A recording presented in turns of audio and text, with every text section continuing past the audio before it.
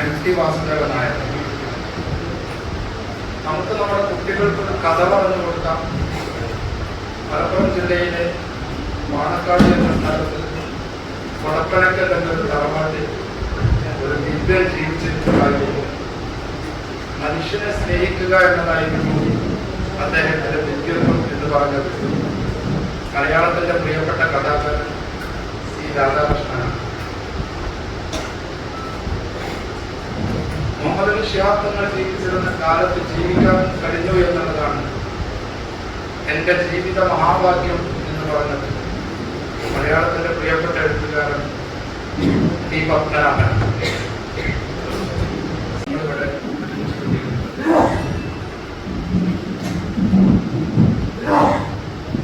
Shihab Thangal charitable ട്രസ്റ്റാണ് ഈ ദയാലു സംഘത്തിന്റെ നടത്തിപ്പ് നിർവഹിക്കുന്നത്.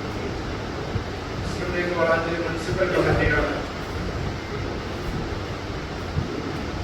അതിന് നേതൃത്വം കൊടുത്തത്.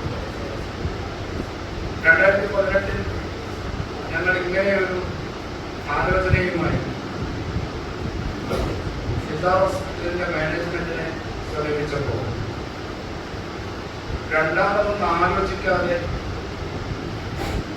ഒരു തരത്തിലുള്ള ലാഭവും പ്രതീക്ഷിക്കാതെ 2000 സ്ക്വയർ ഫീറ്റിലധികം സ്ഥലം ഡയാലിസിസ് സെന്ററിന് വേണ്ടി അവർ അനുവദിക്കുകയാണ്.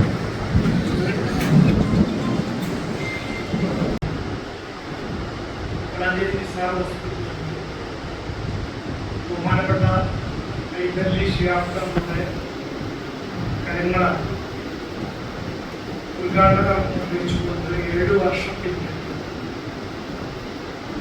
ഇന്ന് ഹോസ്പിറ്റലിന്റെ 1ാം നിലയിൽ നിന്നും 3ാം നിലയിലേക്ക് വിപുലീകരണ പ്രവർത്തനം പൂർത്തിയാക്കിയിട്ട് പ്രവർത്തനം ആരംഭിച്ച ശിഹാബ് തങ്ങൾ ഡയാലിസിസ് സെന്ററിന്റെ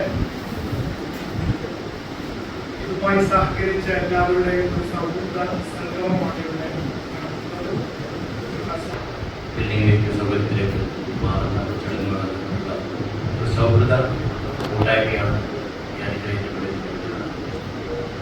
പാവപ്പെട്ട രോഗികളെ സംബന്ധിച്ച് പറയുകയാണെങ്കിൽ ഡയാലിസിസ് വിധേയമായി കൊണ്ടിരുന്ന രോഗികൾക്ക് ആശ്വാസം നൽകുന്ന പ്രവർത്തനമാണ് ശിഹാബ് തങ്ങൾ ഡയാലിസിസ് ചെയ്തുകൊണ്ടിരുന്നത്.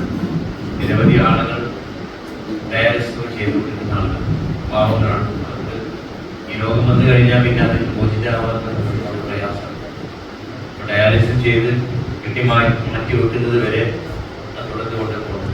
കാരണം ഒരാൾ പേഷ്യൻ്റ് അഡ്മിറ്റ് ചെയ്ത് കഴിഞ്ഞാൽ അല്ലെങ്കിൽ ഡയാലിസിസ് തുടങ്ങിക്കഴിഞ്ഞാൽ ജീവിതാവസാനം വരെ നിലനിർത്തുന്ന അല്ലെങ്കിൽ അതിന് കിഡ്നി ട്രാൻസ്പ്ലാന്റ് ചെയ്യുന്നത് വരെ അത് കണ്ടിന്യൂ ചെയ്യും.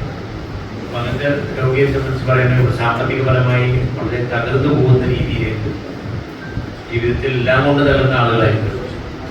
അവർ വീണ്ടും സാമ്പത്തികപരമായിട്ടും ശാരീരികപരമായിട്ടും ആരോഗ്യപരമായിട്ടും മാനസികപരമായിട്ടും തളർന്നിരിക്കുമ്പോൾ അവർക്കൊരു കൈത്താങ്ങ് നൽകിക്കൊണ്ട് അവരെ സമാശ്വസിപ്പിക്കുന്ന രീതിയിലേക്ക് അവർക്ക് അതിന് വേണ്ടുന്ന സൗകര്യങ്ങളാണ് ഡയാലിസിസ് ശിഹാബ് തങ്ങൾ ഡയാലിസിസ് വളാഞ്ചേരി ചെയ്തുകൊണ്ടിരുന്ന പ്രവർത്തനം. വളരെ അഭിനന്ദനം അറിയിക്കുന്ന പ്രവർത്തനമാണ്. വായിക്കുന്ന ആളുകൾക്ക് പ്രദാനം ചെയ്യേണ്ടത് പ്രാർത്ഥിക്കുന്നു. രോഗികൾക്ക് ഇത്തരം പെട്ടെന്ന് ശിഫ നൽകിയ അനുഗ്രഹിക്കട്ടെ, വേദമായി കൊടുക്കട്ടെ എന്നുകൂടി പ്രാർത്ഥിച്ചുകൊണ്ട് ഈ പരിപാടി ഔപചാരികമായി ബിസ്മില്ലാഹിർ റഹ്മാനിർ റഹീം എന്ന തിരുവാക്യം ഉച്ചരിച്ചുകൊണ്ട് നിർവഹിച്ച പ്രഖ്യാപിക്കുന്നു. അസ്സലാമു അലൈക്കും വറഹ്മത്തുള്ളാഹി വബറകാതുഹു.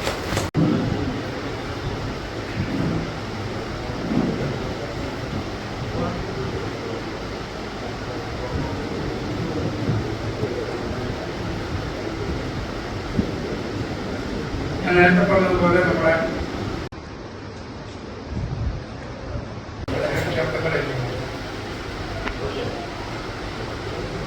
തുടക്കത്തിൽ എന്റെ സ്വാഗത പ്രസംഗത്തില് പറഞ്ഞിട്ടുണ്ടായിരുന്നു, നമ്മുടെ ഈ സംവിധാനം നമുക്ക് എല്ലാ സൗകര്യങ്ങളോടും കൂടെ ഒരുക്കി തന്നത് അവർക്കുള്ള ഒരു ഉപഹാരം സയ്യിദ് റഷീദ് അലി ശിഹാബ് തങ്ങൾ ഡോക്ടർ മുജീബ് റഹ്മാനെ ഏൽപ്പിക്കുന്നത്.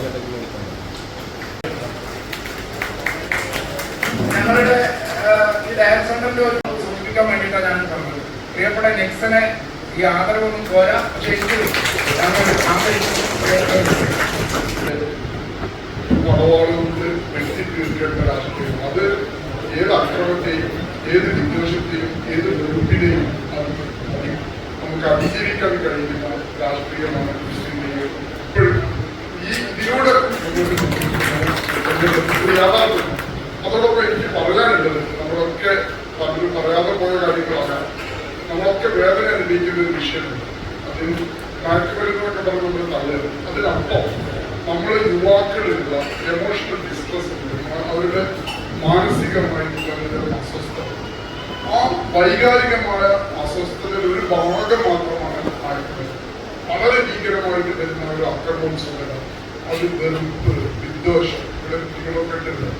ഈ കുട്ടികളിലേക്ക് നമ്മളുടെ ഈ എമോഷണൽ ഡിസ്ട്രസിനെ അഡ്രസ് ചെയ്യുന്നതിന് ഒരു എമോഷണൽ ലിറ്ററസിയിലൂടെ നമ്മുടെ സാക്ഷരത, അതായത് നമ്മുടെ വൈകാരികവും മാനസികവുമായ ഒരു സാക്ഷരത ഉയർത്തിക്കൊണ്ടുവരുന്നത് നമ്മളിപ്പോൾ ചെയ്തുകൊണ്ടിരിക്കുന്ന കാലങ്ങളായി നടത്തിക്കൊണ്ടിരിക്കുന്ന സേവന പ്രവർത്തനങ്ങൾ വലിയൊരു രാഷ്ട്രീയമാണെങ്കിൽ വരും കാലത്തിന്റെ വലിയൊരു രാഷ്ട്രീയം ഈ യുവാക്കളുടെ എമോഷണൽ ഡിസ്ട്രസിന്റെ വൈകാരികമായ അസ്വസ്ഥതയെ അഡ്രസ് ചെയ്യുന്നത് ഏറ്റവും നന്നായി ചെയ്യാൻ കഴിയുന്നത് നിങ്ങളുടെ കഴിഞ്ഞ കാല പ്രവർത്തനങ്ങൾ, മുസ്ലിം ലീഗിന്റെ കഴിഞ്ഞ കാല പ്രവർത്തനങ്ങളുടെ സേവന പാരമ്പര്യത്തിലുള്ള വലിയ അത് നിങ്ങൾക്ക് ഭരണത്തിന്റെ അധികാരത്തിന്റെ ഒരു കൂട്ടുകൂടലും അത് സർക്കാർ എംപിമാരുടെ എംഎൽഎമാരുടെ പ്രദേശ സ്വയംഭരണ സ്ഥാപനങ്ങളുടെ നേതാക്കളുടെ കൗൺസിലർമാരുടെ മുനിസിപ്പൽ ചെയർമാൻ അത്തരം ആളുകൾ ഇങ്ങനെയുള്ള ഒരു മുന്നേറ്റം അത് കഴിഞ്ഞ കാലത്തെ നമ്മുടെ ഈ നാട്ടിലെ മുഴുവൻ രാഷ്ട്രീയ പാർട്ടികളും ഇത്തരം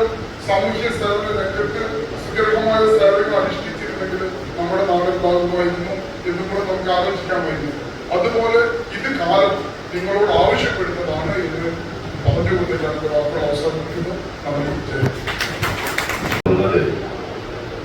കേരളത്തിലെ രാഷ്ട്രീയ പ്രസ്ഥാനത്തിൽ ഇത്തരത്തിലുള്ള ജീവകാരുണ്യ പ്രവർത്തനങ്ങൾ അങ്ങോളം ഇങ്ങോളം ഏറ്റെടുത്ത് നടത്താൻ കഴിയുന്ന ഒരു സംഘടന എനിക്കിപ്പോ തോന്നിയതാണ്. മുസ്ലിം ലീഗ് പോലെ അതുപോലെ തന്നെ KMCC പോലെ മറ്റൊന്നില്ല എന്നാണ് എനിക്ക് തോന്നുന്നത്.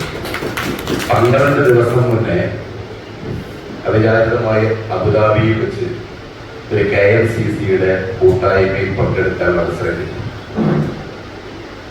900 ദിർഹം മുതൽ 1000-1200 ദിർഹമൊക്കെ ശമ്പളം വാങ്ങുന്ന സാധാരണക്കാരനായിട്ടുള്ള വളരെ ചുപ്പടി കിട്ടുന്ന ആളുകൾ എല്ലാ മാസവും ഒരു ചെറിയ സംഖ്യയാണെങ്കിൽ പോലും നിശ്ചിത തുക ഇത്തരത്തിലുള്ള ജീവകാരുണ്യ പ്രവർത്തനങ്ങൾക്ക് മാറ്റിവെക്കുന്നു എന്ന് ആത്മാർത്ഥമായി പങ്കുവെച്ചപ്പോ എനിക്ക് വല്ലാത്തൊരു സന്തോഷവും അഭിമാനം പറഞ്ഞത്.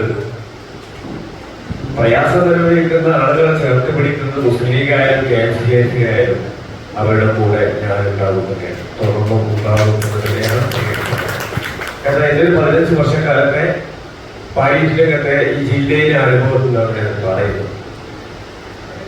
അപ്പൊ നമുക്കറിയാം 7 വർഷക്കാലം ലോകത്തിന് മാതൃകയായിട്ടുള്ള kidney patients welfare society, kidney transplant ചെയ്ത രോഗികൾക്ക് മരുന്നും ഡയാലിസിസ് ചെയ്തവർക്ക് സാമ്പത്തികം സ്വയം നൽകിക്കൊണ്ട് ഏറെ ശ്രദ്ധേയമായ ഒരു സംഭവം തകർന്നതല്ല, തകർക്കപ്പെട്ടതിന് ശേഷമാണ് തീർച്ചയായിട്ടും ഡയാലിസിസ് സെന്ററുകളുടെ വലിയ ആവശ്യമാണ്.